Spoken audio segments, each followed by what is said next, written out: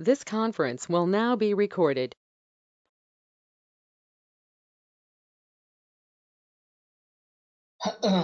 अद्य बुधवासरः अथवा सौम्यवासरः भाद्रपद कृष्ण सप्तमी दिनांक 9 सितंबर 2020 संप्रज्ञात समाधि। मूकं करोति वाचालं पंगुं लंघयते गिरिं यत्कृपातमहं वन्दे परमानन्दमाधवम्। अपि स्वशक्त्या तपसि प्रवर्तसे शरीरमाद्यं खलु धर्मसाधनम्। अनिष्टिकाधिष्ठितकालिदासो विदुत्तवान् तदहमत्र वक्ष्ये। तिष्ठमायुर्वेदस्य स्वस्थस्य स्वास्थ्यरक्षणम् आतुरे रोगमुक्तिश्च द्वयमेतत् प्रयुज्यते। योगशास्त्रे धुना किन्तु न तस्य प्रयोजनम्। द्वयोर्मोक्षप्राप्तिः स्यात् योगो मोक्षप्रवर्तकः। स्वास्थ्यं च रोगमुक्तिश्च मोक्षप्राप्तिस्तथैव च सम्यगध्ययनेनैव आयुर्योगस्य तत्त्वमेव।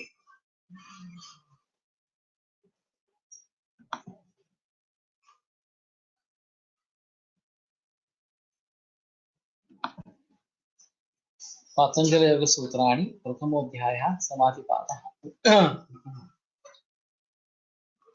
अथ योगानुशासनं योगश्चित्तवृत्तिनिरोधः तदा द्रष्टुस्वरूपेव स्थानं वृत्तिसारूप्यमितरत्र वृत्तयः पञ्चतयः क्लिष्टाः क्लिष्टाः प्रमाणविपर्ययविकल्पनिद्रास्मृतयः प्रत्यक्षानुमानागमाः प्रमाणानि विपर्ययो मिथ्याज्ञानम् अतद्रूपप्रतिष्ठम् शब्दज्ञानानुपातिवस्तुशून्यो विकल्पः अभावप्रत्यालम्बना वृत्तिर्निद्रा अनुभूतविषया सम्प्रमोषः स्मृतिः अभ्यासवैराग्याभ्यान्तन्निरोधः तत्र स्थितौ यत्नोऽभ्यासः स तु दीर्घकालनैरत्रत्यसत्कारासेवितो गुणभूमिः दृष्टानुश्रवकविषयवितृष्णस्य वशीकारसंज्ञा वैराग्यं तत्परं पुरुषख्यातिर्गुणवैतृष्ण्यम् वितर्कविचारानन्दास्मितानुपानुगमात् सम्प्रज्ञातः विरामप्रत्याभ्यासपूर्वः संस्कारशेषोऽन्यः भवप्रत्ययो विदेहः प्रकृतिलयानां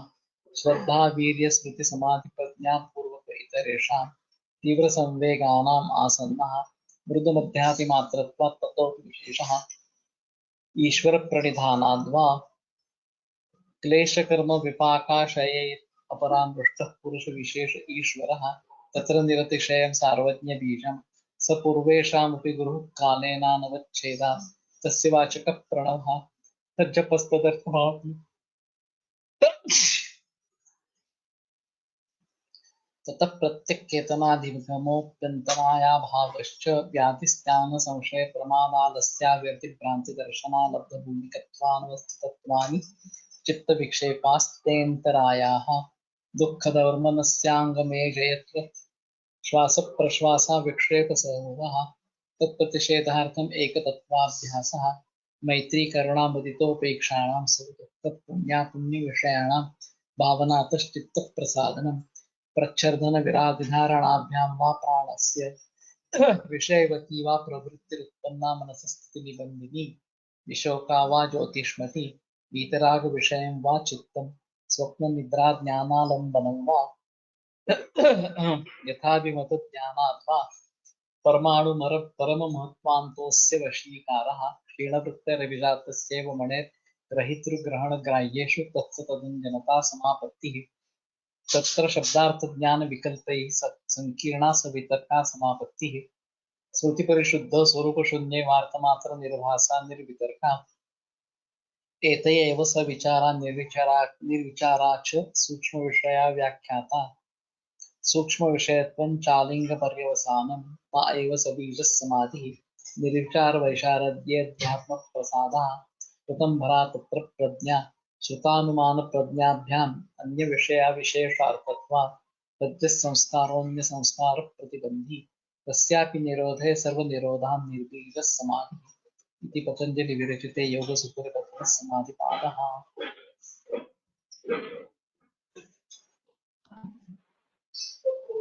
वितर्कविचारानन्दास्मितारूपानुगमात् सम्प्रज्ञातः।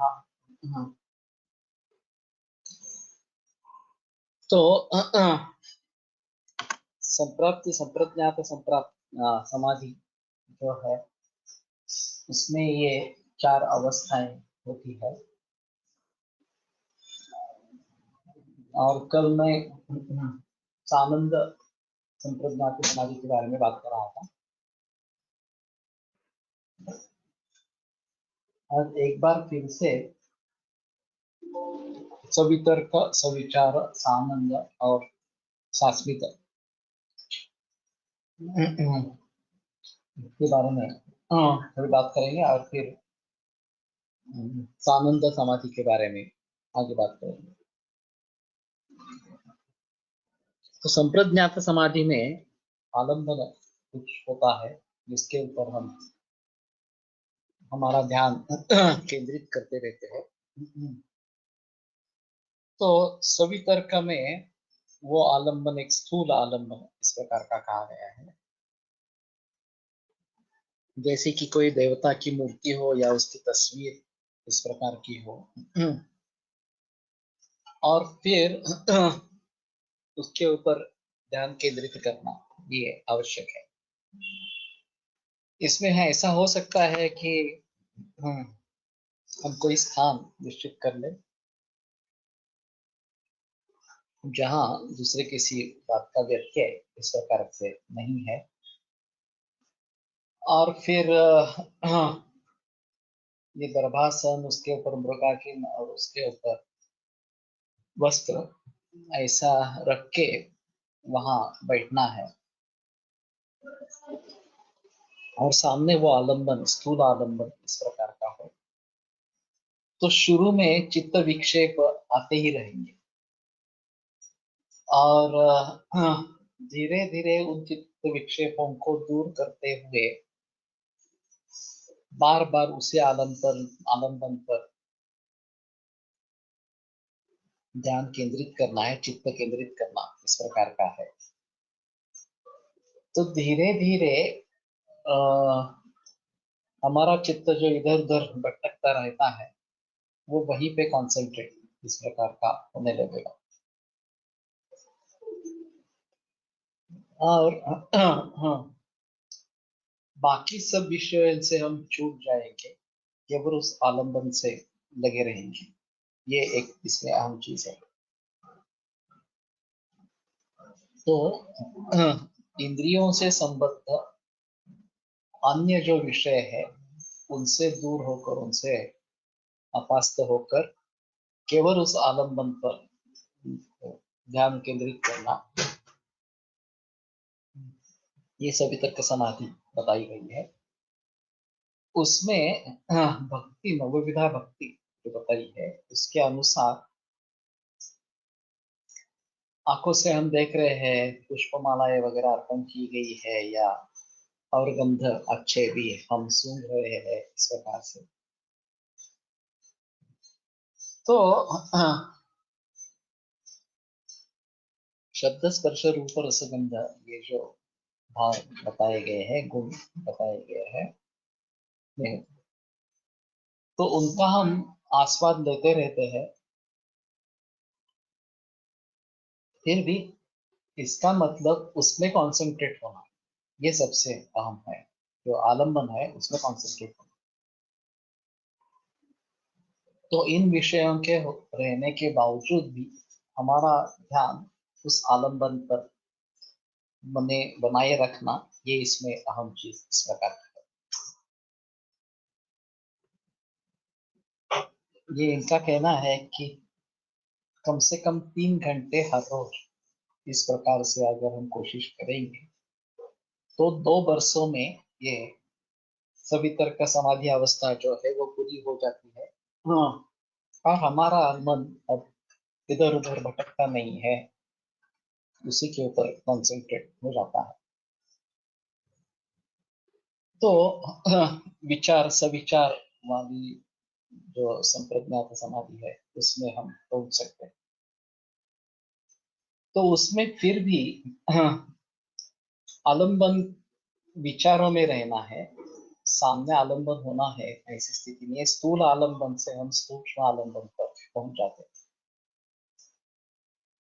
और जब भी कभी हमारे मन में वो विचार आ जाता है उस देवता के बारे में, तो हमारा मन वहां पे केंद्रित हो जाता है और ये स्थिति बनी रहती है। अब ये स्थूल आलम्बन की जरूरत नहीं रहती है, ऐसा उनका कहना है। इस पर अगर चित्त स्थिर हो जाए, केवल विचारों से हम उस पर लक्ष्य केंद्रित कर सके, तो आगे की अवस्था जो है सानंद इस प्रकार की वो रहती है। अब आत्मा आनंद स्वरूप है और उसी में अगर हम हमारा चित्त ध्यान दे देंगे तो उस आनंद की उसे अनुभूति होती है। और फिर ये आनंद विषयों से जो आनंद प्राप्त होता है उससे कई ज्यादा बेहतर इस प्रकार का अनुभव है। और वो होने के बाद ये जो विषयों द्वारा होने वाले जो आनंद है उसकी कोई मातबरी नहीं रही। आलंबन आंख खोल के होगा या आंखें बंद करके, ये दोनों मेथड से हो सकते हैं। जब बताते हैं कि आलंबन है तो शुरू में तो आंख खोल के ही होगा, ऐसा है। जब हम सविचार में जाते हैं तो आंखें बंद कर ली तो भी वो आलंबन हमारे सामने स्थित हो सकता है। तो ये उस समय में ये आंखें बंद करके भी होगा। आलंबन हम सामने है ही नहीं उस समय, वो सिर्फ विचारों में है और फिर भी उसके ऊपर लक्ष्य केंद्रित होता रहेगा इस प्रकार से। तो इनका कहना है कि आत्मा आनंद स्वरूप है और उसी में अगर हमारा मन लीन इस प्रकार का हो जाता है, आत्मस्ते मनसि स्थिरे स शरीर से योगज्ञास्तम योगम ऋषय विदुः। और शरीर ही है, शरीर उनका है, तो योगज्ञ उसको योग इस प्रकार के समझते हैं। तम योगम ऋषय विदुः, ऋषि जो है वो उसको योग मान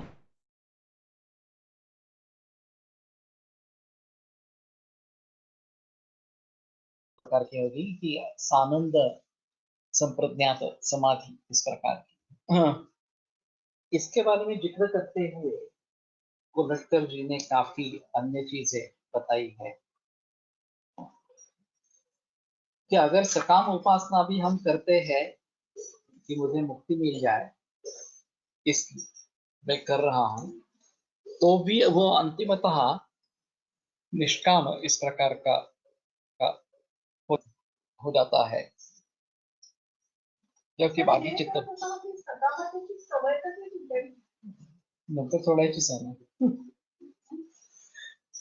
बाद में सकामता छोड़नी ही है, इसमें कोई संदेह इस प्रकार की नहीं है।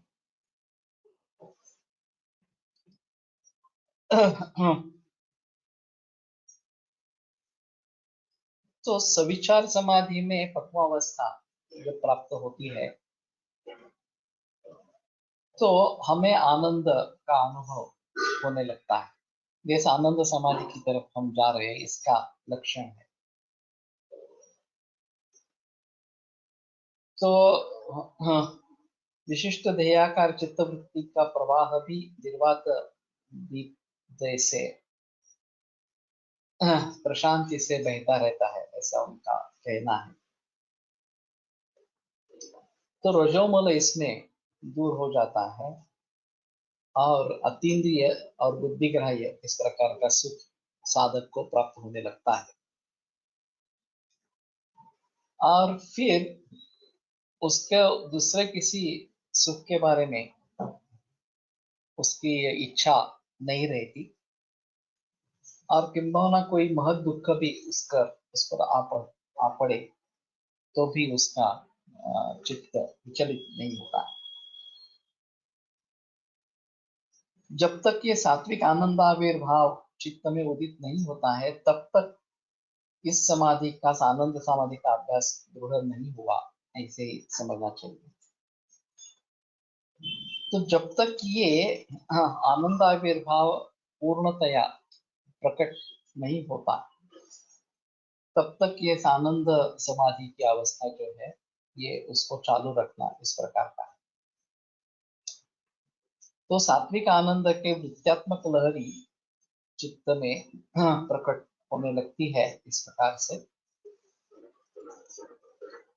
और जैसे गाढ़ निद्रा के बाद मनुष्य को प्रतीति होती है कि सुखम अस्वाप्सिन्न किंचित अवेदिशा, मुझे बहुत गहरी नींद लगी, मुझे कुछ भी पता नहीं चला, उसी प्रकार से जब इस प्रकार के आनंद का अनुभव व्यक्ति ने ले लिया है, इसकी स्मृति रूप वृत्ति बाद में रहती है और उसको ये प्रतीत होता रहता है कि हाँ, मैंने ये आत्मानंद का अनुभव लिया है इस प्रकार से।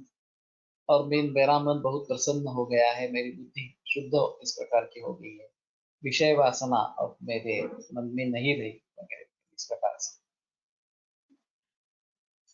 और मैं क्यों उन विषयों की तरफ भागदौड़ करता था जो केवल अति तात्कालिक इस प्रकार के आनंद देने वाले थे।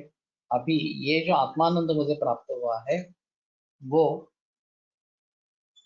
सबसे अहम इस प्रकार का है, तो उसको छोड़कर मैं विषयों के आनंद में क्यों मशगूल हो जाऊं, मैं उनके तरफ क्यों मुड़ इस प्रकार। तो यहाँ से आगे जो है वो उसको ज्यादा कष्ट नहीं होते हैं, आगे की अवस्था जो है वो जल्दी सिद्ध हो जाती है। इसलिए मैंने वो एक बार हम ट्रेन में बैठ गए कि अब हम काशी के लिए निकल पड़ेंगे, अब हम खाएंगे पिएंगे सोएंगे कुछ भी करेंगे तो भी हम काशी तक पहुंच जाएंगे। उसी प्रकार से इस अवस्था को अगर हम प्राप्त करते हैं तो चित्त की प्रसन्नता सहज होती रहती है और उसका अनुसंधान चालू रहता है कि मुझे सदा दृष्टि स्वरूप अवस्थान इस अवस्था तक पहुंचना है। तो इसके आगे वो आनंद के स्वरूप को ज्यादा बताते हैं कृष्णा जी को लगते हैं।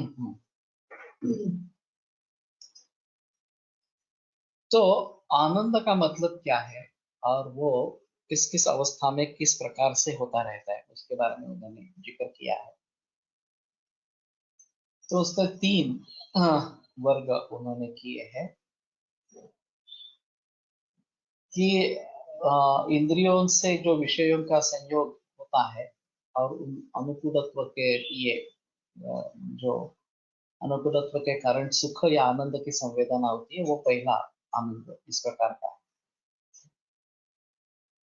दूसरा जो है वो हमारे मन में कुछ संकल्प है कि ये बात होनी चाहिए, इस प्रकार से घटना होनी चाहिए इस प्रकार से। और जब वो सिद्ध हो जाती है, इच्छा पूर्ति उसकी हो जाती है, तो उसमें एक आनंद मिलता है। ये दूसरा पहले आनंद से भी बढ़कर बढ़िया आनंद इस प्रकार का बताया गया। और तीसरा जो है वो ये आत्मानंद है। तो ये सहजता से प्रकट होता है सभी तरह का सविचार समाधि से गुजरते हुए जब हम आनंद समाधि में पहुंच जाते हैं तो आत्मानंद की अनुभूति होती है। ये सबसे अहम सबसे श्रेष्ठ इस प्रकार की। इसमें वो बताते हैं इंद्रियाणि इंद्रियार्थम ही सोमसम गृह्णाति मानवा नियतम तुल्यो लित्वा नान्य नान्यमिति। ये जो चरक का वचन है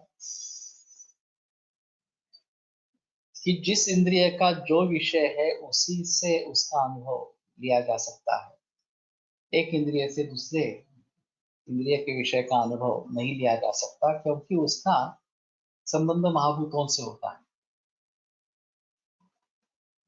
तो गंध गुण पृथ्वी महाभूत का है और घ्राणेन्द्रिय पृथ्वी महाभूत से उत्पन्न इस प्रकार का है, उसमें उसकी अधिकता पृथ्वी महाभूत की है। तो इसलिए घ्राणेन्द्रिय पृथ्वी महाभूत के गंध गुण को स्वीकार करने में समर्थ है, इस प्रकार का रहता है, उसका आस्वाद लेने में समर्थ है, इस प्रकार का रहता है। उसी प्रकार रसनेन्द्रिय जो जल महाभूत से संबद्ध है, वो जल महाभूत से संबद्ध जो रस है उसका आस्वाद लेने में समर्थ होता है। चक्षुरेंद्रिय ये तेज महाभूत से संबद्ध है, और तेज महाभूत से संबद्ध जो रूप गुण है उसका आस्वाद लेने में वो समर्थ रहता है। स्पर्शनेन्द्रिय जो है वो आकाश वायु महाभूत से संबद्ध जो स्पर्श गुण है उसका ग्रहण करने में समर्थ होता है, और शब्द जो है जो आकाश महाभूत का गुण है उसका ग्रहण श्रवणेन्द्रिय से किया जाता है, इस प्रकार से। तो ये स्वाभाविक है, क्योंकि वो विषय उस महाभूत से बने हैं, यो इंद्रिय भी उस महाभूत से बना है या उसके आधिक्य से बना है। तो ये सहज प्रवृत्ति है, और सहज प्रवृत्ति होने के कारण उससे एक आनंद मिलता है, ऐसा इसमें रहेगा।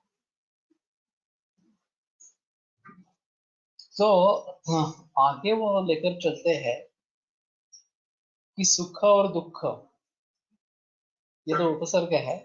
ख यानी कि आकाश, ख यानी कि इंद्रिय, ऐसा यहाँ उन्होंने अर्थ किया है। तो जिस प्रकार से वास्तविक में आकाश ख है, इसमें कोई संदेह नहीं है, और वो एक श्रवणेन्द्रिय है, तो उसी को लेकर सभी जो इंद्रिय है वो ख स्वरूप मानते हैं। या आकाशात वायु वायुरग्नि अग्नि आपा अद्भुत पृथ्वी, ये जो क्रम बताया है सृष्टि के निर्माण का, उसके अनुसार आकाश से ही सभी अन्य महाभूत निर्माण हुए हैं, क्रम से निर्माण हुए, और सभी में ख होता ही है, तो आकाश सभी में है। तो सुख और दुख, जो दुख देने वाला है वो अलग रहेगा, और जिससे सुख की प्राप्ति होती है, जिस इंद्रिय विषय संयोग से सुख की प्राप्ति होती है, वो सुख देने वाला, इस प्रकार का कहते हैं। अनुकूल संयोग और प्रतिकूल इस प्रकार का संयोग। हम ये बताते हैं कि मृत्तिका ये घट का उपादान कारण है। सांख्य योग ये जो परंपरा चली है, ज्ञान गीता जो है वो सांख्य योग का प्रतिपादन करने वाली इस प्रकार की बताई गई है। तो उसमें असद करणात् उपादान ग्रहणात् सर्व संभव भाव चक्र से शक्य करणात् कारण भावाच्य सत्कार्य, ये सत्कार्यवाद जो सांख्य कारिका में बताया गया है। तो घट और मृत्तिका इनमें एक रूपता है, क्योंकि मृत्तिका से घट बना है। तो इंद्रियों का जब विषयों से संयोग होता है, तो ये संयोग ये निमित्त कारण है, और उसका और उसकात्मक वृत्ति इनका अभेद नहीं है, अपितु ये दो भिन्न भिन्न इस प्रकार के। सुखात्मता ही एक चित्त वृत्ति है, और चित्त उस वृत्ति का उपादान कारण इस प्रकार का। तो ये काफी समझने के लिए आवश्यक इस प्रकार से हो जाएगा कि उपादान कारण द्रव्य ही होता है, इनके मुताबिक, कहने के मुताबिक। और चित्त में जो परिवर्तन आ गया, हाँ, उसका कारण उसका, उसमें सुख संवेदना उत्पन्न हुई या दुख संवेदना उत्पन्न हुई, तो चित्त उसका उपादान कारण इस प्रकार का है। और जैसे बुद्धि का विकास इस प्रकार का होगा, वैसे वैसे सुखात्मिका वृत्ति उत्पन्न होने के लिए जो निमित्त कारण है उसमें भिन्नता आ सकती है। तो शुरू में मुझे जिन विषयों से मेरे इंद्रियों को सुख प्राप्त होता था, वही विषय आगे भी रहेंगे ऐसा नहीं रहेगा, वही काल दीर्घ काल या वही निरंतर रहेंगे ऐसा नहीं होता। बालकों में हम ये बात बहुत अच्छी तरीके से देखते हैं। जब किसी बालक से पूछा जाता है कि तुम आगे क्या बनना चाहते हो, तो बहुत सारे बालकों का उद्देश्य होता है कि पायलट बनना इस प्रकार से और विमान उड़ाना। शुरू में टू व्हीलर फोर व्हीलर चलाना ये भी मकसद हो सकता है। जब विमान देख लिया तो हाँ नहीं, मुझे इसमें ज्यादा सुख है तो मैं विमान में जाना चाहूंगा, इस प्रकार विमान उड़ाऊंगा।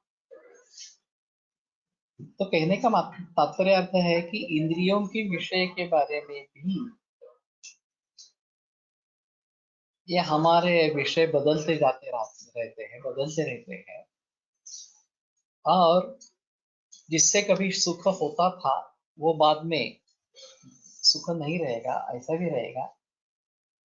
जिससे कभी दुख होता था वो कदाचित सुख होने लगा, इस प्रकार से भी थोड़ा सा रहेगा। तो धीरे धीरे ये चित्त में ही उत्पन्न होने वाले विकल्प है। सुख की अनुभूति हो या दुख की अनुभूति हो, तो उसमें चित्त उपादान कारण इस प्रकार का है, और सुख या दुख ये वृत्ति है, तो वो बदलती रहती है, ऐसा उनका कहना है। तो उन्होंने ये कृष्ण का उदाहरण दिया है कि विदुर के घर की जो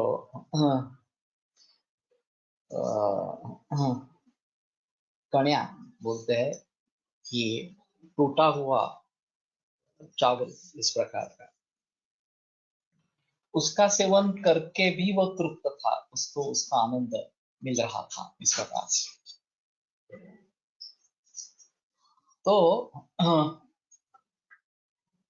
और कई उदाहरण इस प्रकार के दिए है कि जो लोगों की दृष्टि से इसमें सुख नहीं होगा, जिसको अच्छा चावल खाने की आदत है, उसको इस प्रकार का चावल अगर टूटा हुआ चावल मिलेगा तो उसके लिए वो सुख निर्माण करने वाला होगा ही, ऐसा नहीं है।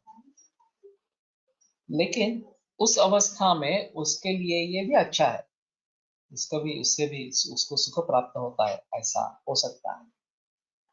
दूसरा, पतिव्रता स्त्री अगर सती जा रही है तो वास्तव में अग्नि दहन करने वाला है, फिर भी उसके उससे उसको दुख नहीं होता, ऐसा उनका कहना है। वास्तव में कितनी औरतें इतनी उदात्त विचार वाली होगी ये अलग ही चीज है। और इस समय में ढोल ताशा नगारा इस प्रकार से बहुत जोर से बजाते थे, काफी उसका आक्रोश लोगों तक न पहुंचे। जबरदस्ती से अगर किसी को इस प्रकार से सती दिया जा रहा है, लेकिन जो वास्तविक में इस प्रकार की है, तो उसके लिए एक दुख की बात नहीं रहेगी, ऐसा हो सकता है। तो मुझे ये चाहिए अथवा ये नहीं चाहिए, इष्ट और अनिष्ट जो जो चीजें हैं ये रजोगुण के जरिए उत्पन्न होते रहते हैं। और रजसस्तु फलम दुखम, रज का फल दुख इस प्रकार का है। तो ये रजोगुणात्मक होने के कारण वो स्वभावतः दुख रूप ही है। और जब कामना की पूर्ति होती है तो कुछ क्षण के लिए आनंद मिलता है कि मुझे जो चाहिए था वो मुझे मिल गया इस प्रकार से। लेकिन अंतिमतः हाँ, वो भी एक वृत्ति ही है और वो चली जाती है, तो ये भी दुख ऐसा ही है, ऐसा इनका कहना है।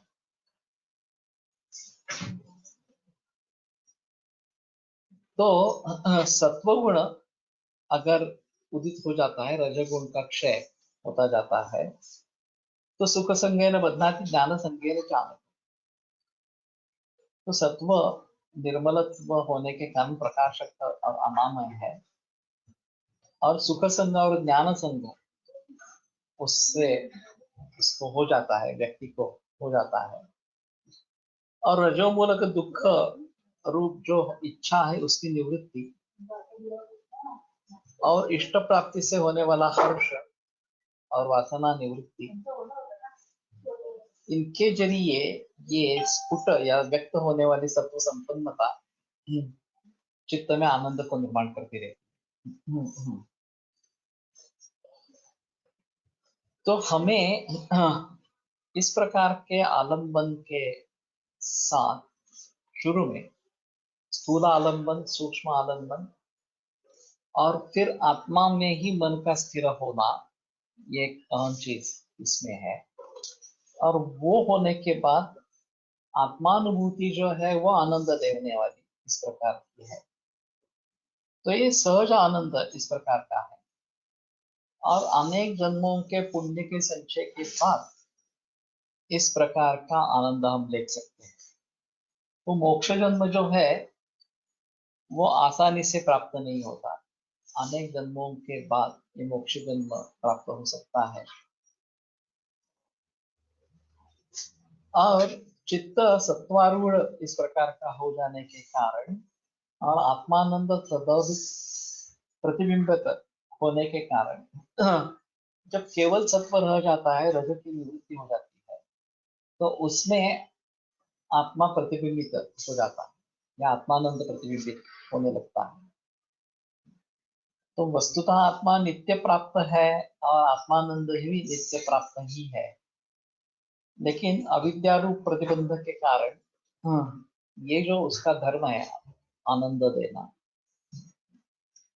ये तिरोहित हो जाता है, ये उसकी प्राप्ति सहजता से नहीं होती है। जब हम स्थूल आलंबन से लेकर सूक्ष्म आलंबन और फिर इस अवस्था में पहुंचते हैं, तो आत्मानंद की अनुभूति होने लगती है इस प्रकार से। तो सत्वगुण संपन्न व्यक्ति में ये आत्मानंद प्रतिबिंबित होने लगता है, और ये ध्यान में रखते हुए हम सब आनंद आनंद संप्रज्ञात समाधि का विचार करेंगे, ऐसा तो बोलते हैं। तो सविचार संप्रज्ञात समाधि, इसमें से हम जब उत्थान दशा में आते हैं और फिर आनंद की वृत्ति अगर निर्माण होती है, तो वो समाधि पक्वावस्था में चला गया, इस प्रकार से सविचार जो है। तो इसमें सवितर्क समाधि में आगे वाले सभी भाव है। सवितर्क समाधि में सवितर्क, सविचार, सानंद और अस्मिता, ये चारों भाव मौजूद है। जब आगे की अवस्था प्राप्त होती है तो पहले वाली अवस्था का व्यतिरेक हो जाता है, उसका अभाव हो जाता है। जैसे कि सविचार सवितर्क से हम सविचार में आ गए तो सवितर्क की निवृत्ति हो जाती है, सविचार से सानंद में आ गए तो सविचार की निवृत्ति हो जाती है, और सविचार से सानंद से सास्मिता इस प्रकार के में आएंगे तो सानंद की भी निवृत्ति इस प्रकार की हो जाती है। प्रवर सत्व वाले समाधि को प्राप्त कर सकेंगे।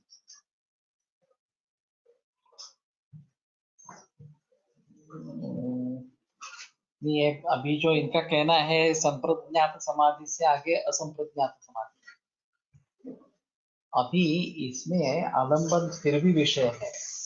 जब हम असंप्रज्ञात समाधि की तरफ मुड़ेंगे तो ये आलंबन कुछ भी नहीं रहेगा। ग्राह्य, ग्रहण और गृहीता, ये तीन इसमें है। तो ग्राह्य जो है वो विषय है, और ग्रहण करने वाला आत्मा है, और जिसके द्वारा ये ग्रहण हो जाएगा वो चित्त इस प्रकार का है, या इंद्रिय जो बताएंगे इस प्रकार से।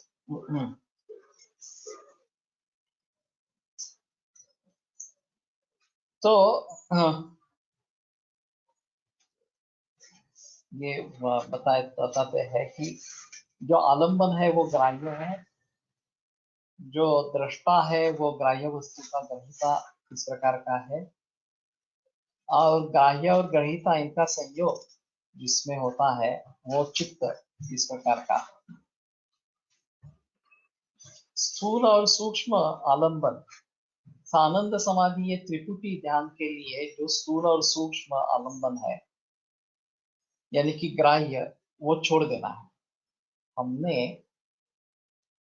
ये आत्मा अलग, वो ग्राह्य विषय जो है आलंबन है वो अलग, और आत्मा ग्रहीता है और ये वो ग्राह्य है, और फिर जिसके द्वारा ये ग्रहण हो रहा है वो चित्त अलग, इस प्रकार की स्थिति त्रिपुटी वहां पे रहेगी।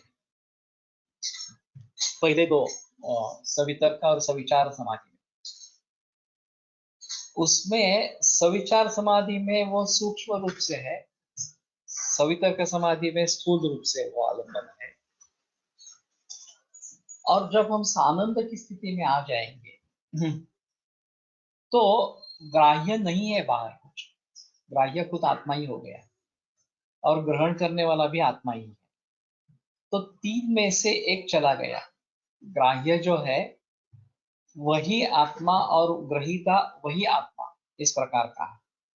और चित्त एक केवल निमित्त उसमें है, चित्त का संयोग उसमें होना, एक निमित्त इस प्रकार की। तो त्रिपुट से हम दो चीजों पर आ गए। ये धीरे धीरे इस प्रकार से आलंबन या कम करते जाएंगे, ऐसी ये स्थिति है। तो चित्त का चांचल्य दूर हो जाता है और आलंबन की आवश्यकता नहीं रहती, तो इस आनंद संप्रज्ञात समाधि इस प्रकार का कहा जाता है। तो उसमें जो कारण बाह्य निमित्त जो है, स्थूल सूक्ष्म आलंबन विषय, इसका प्रयोजन इस अवस्था में नहीं रहता, तो उनका व्यतिरेक इस अवस्था में हो जाता है। आनंद समाधि में हम पहुंचते हैं तो सवितर्क और सविचार, इन समाधियों का लय हो जाता है, वो उनका अस्तित्व नहीं रहता है इस प्रकार का। जब अगर आनंद ये स्थूल सूक्ष्म विषयों का धर्म होता तो उनका व्यतिरेक होने के बाद आनंद का व्यतिरेक हो जाता, आनंद भी नष्ट हो जाता, लेकिन ऐसा नहीं। आत्मा खुद आनंद स्वरूप है, और फिर उस आनंद की अनुभूति होने लगती है, और इसलिए इस आनंद संप्रज्ञात समाधि प्रकार से उसको बोलते हैं। चित्त की किसी भी जगह पर होने वाली जो तन्मयता, उसको समापत्ति कहते हैं। सवितर्क और सविचार समाधि में स्थूल सूक्ष्म आलंबन और उसमें होने वाली तन्मयता, ये ग्राह्य समापत्ति है। और सानंद समाधि में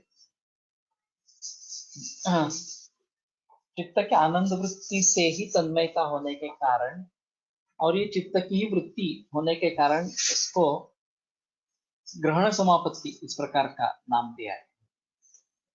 तो ग्राह्य समापत्ति ये विषयों से संबद्ध है, जो स्थूल या सूक्ष्म आलंबन है। और जब सानंद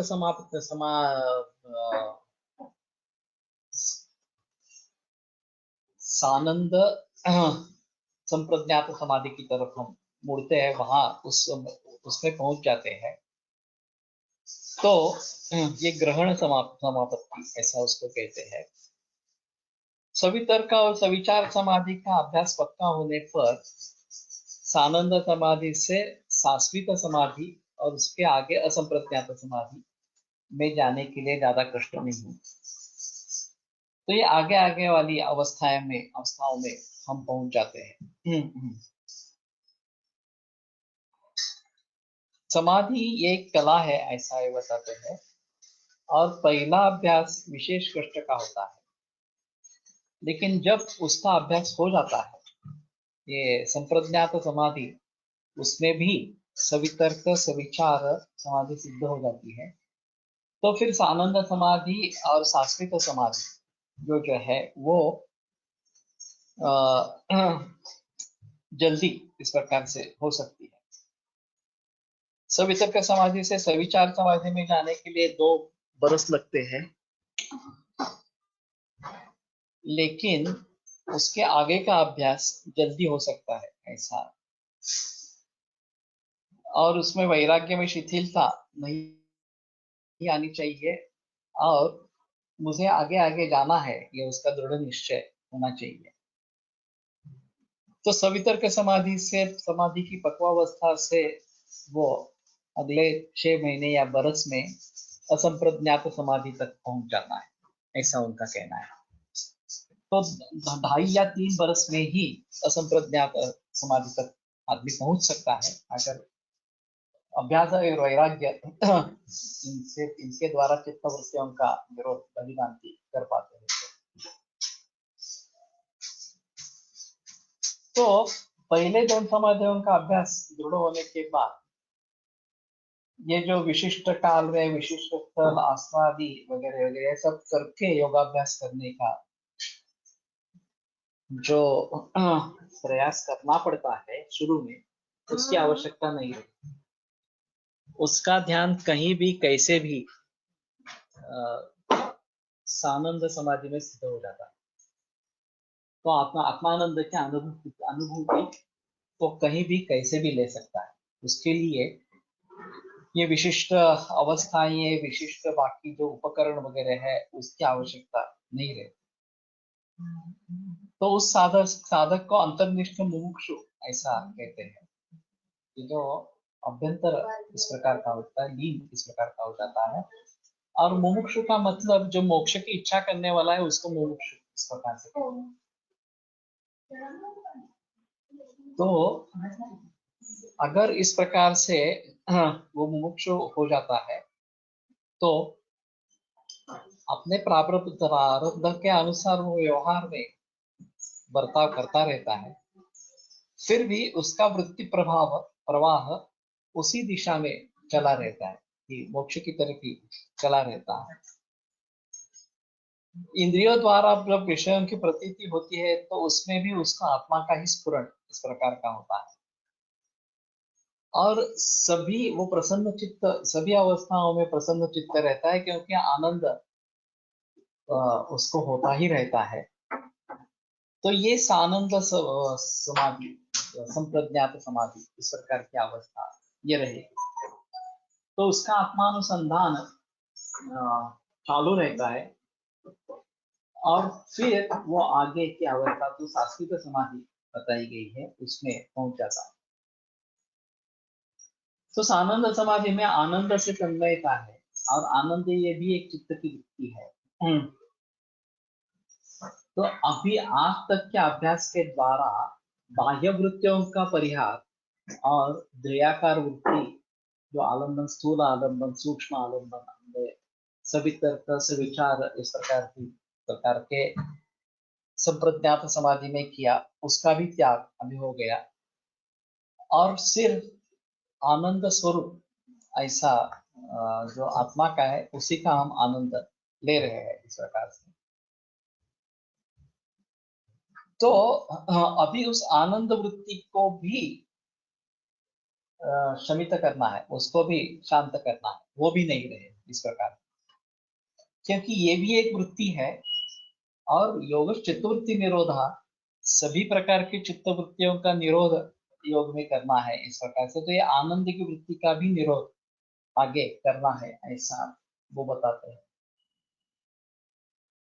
मैं आनंद रूप हूं इस प्रकार की जो आनंद रूपता उसमें है, तो आनंद रूपता अगर उसमें शांत हो जाती है तो मैं हूं इतना ही रहे। ये जो आनंद की वृत्ति है इसमें ये ग्राह्य जो विषय है वो आत्मा इस प्रकार का है, आनंद स्वरूप आत्मा है, वो भी नहीं रहा, और सिर्फ मैं हूं इस प्रकार की जो स्थिति आएगी वो अस्मिता इस प्रकार की है। तो शाश्वत संप्राप्त समाधि जो है, शाश्वत संप्रज्ञात समाधि, इसमें मैं हूं ये अनुभूति है, मैं आनंद स्वरूप हूं या मुझे आनंद हो रहा है, मैं आनंद का अनुभव ले रहा हूं, ये आनंद की वृत्ति भी चली जाती है और केवल मेरा अस्तित्व यहाँ यहाँ पर शेष इस प्रकार का रह जाता है, और ये शाश्वत समाधि कही जाती है। ये आत्मा का होना, उसकी सत्ता और उसमें होने वाला अहम ये स्फुरण, इन दोनों की एक रूपता, ये जीव भाव इस प्रकार का है। शुरू में जो त्रिपुटी बताई गई थी, ग्राह्य इस प्रकार के आलम्बन, ग्रहण रूप चित्त और ग्रहण करने वाला ग्रहिता, और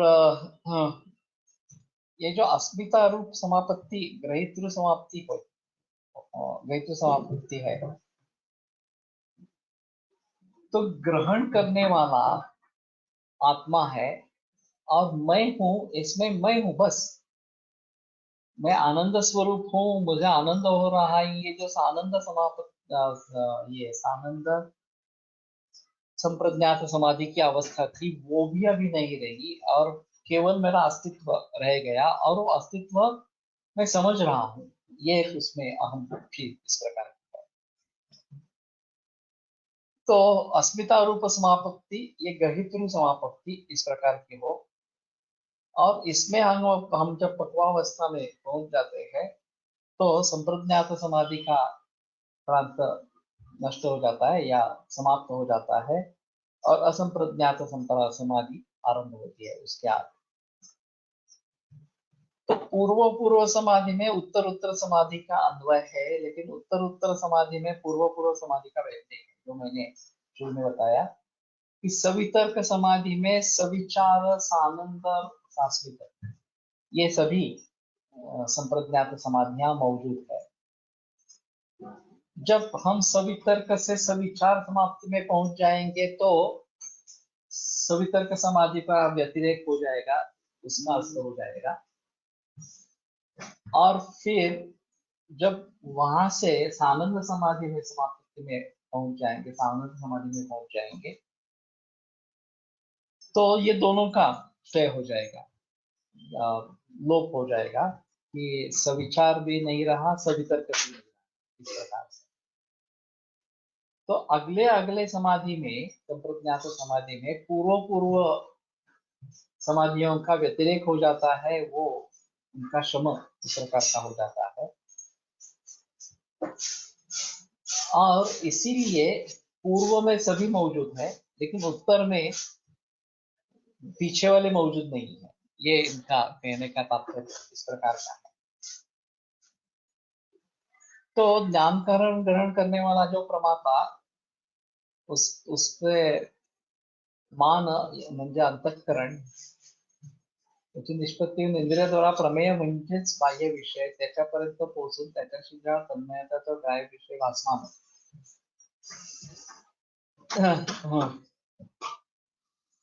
तो जो प्रमाता है,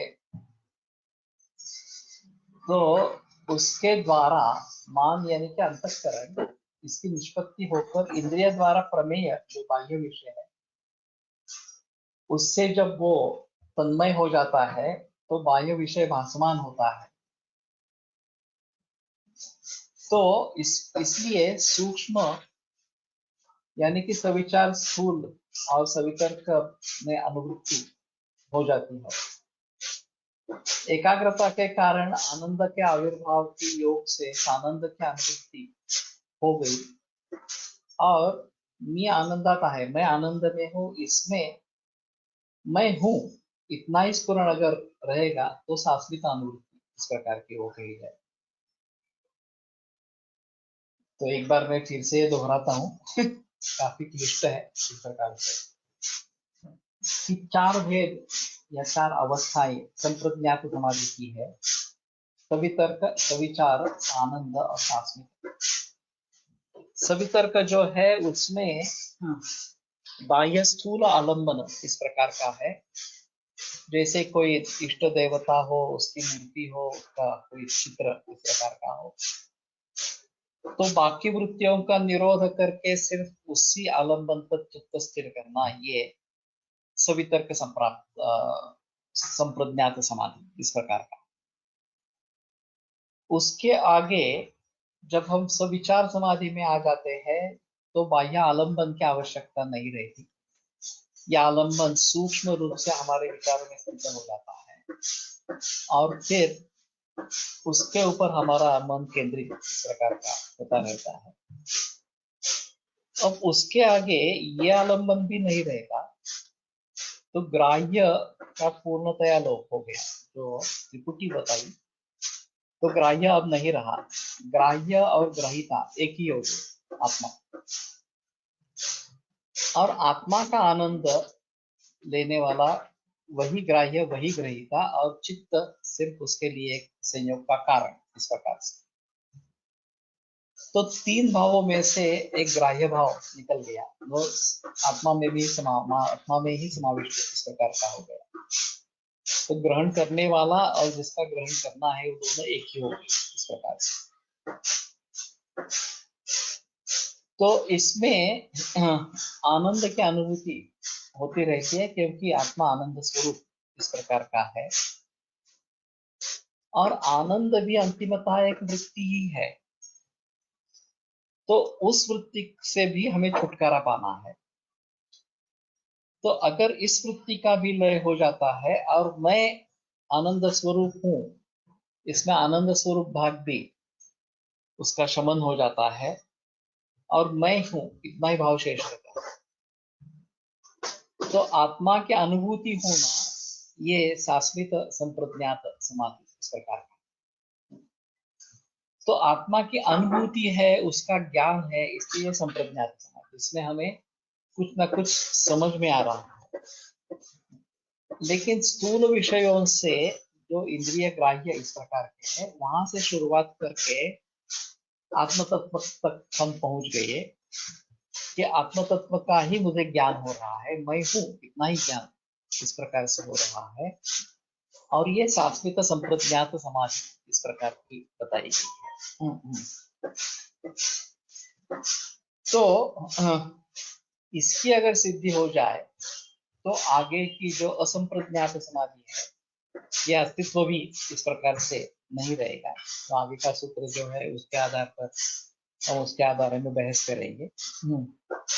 तो संस्कार शेषा अन्य, ये जो बता है विराम प्रत्याभ्यास पूर्व संस्कार शेषोन्य।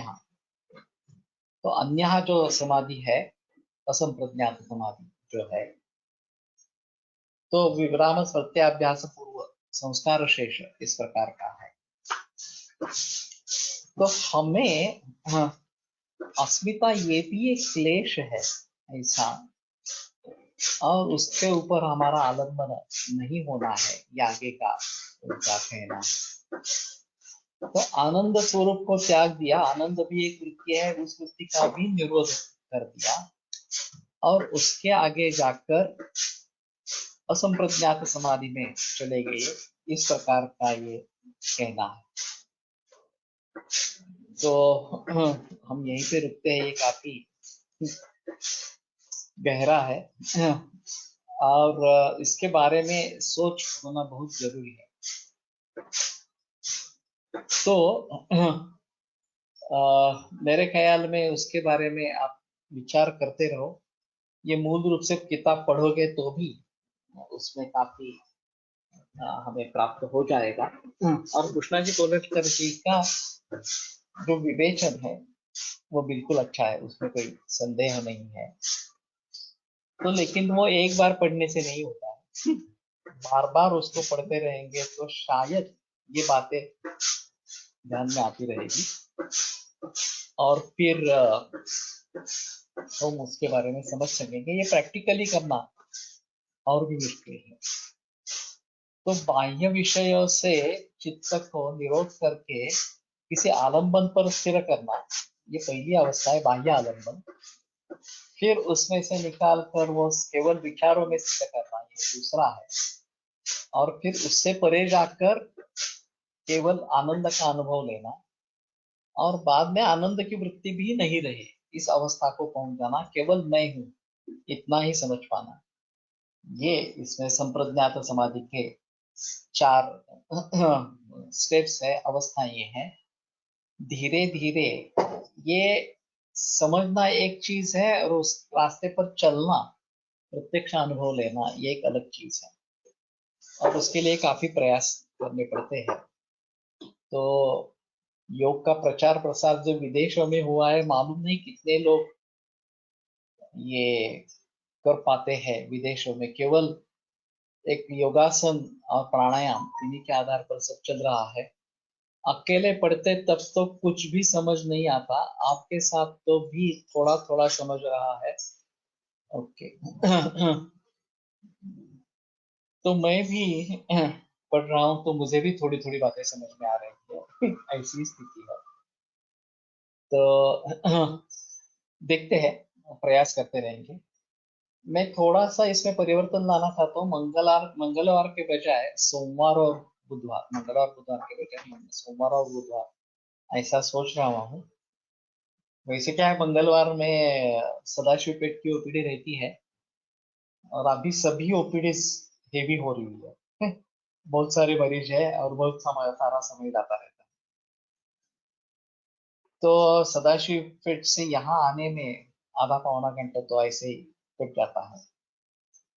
तो अगर करवे नगर में ही मैं हूँ तो शायद थोड़ा मुझे समय और मिलेगा।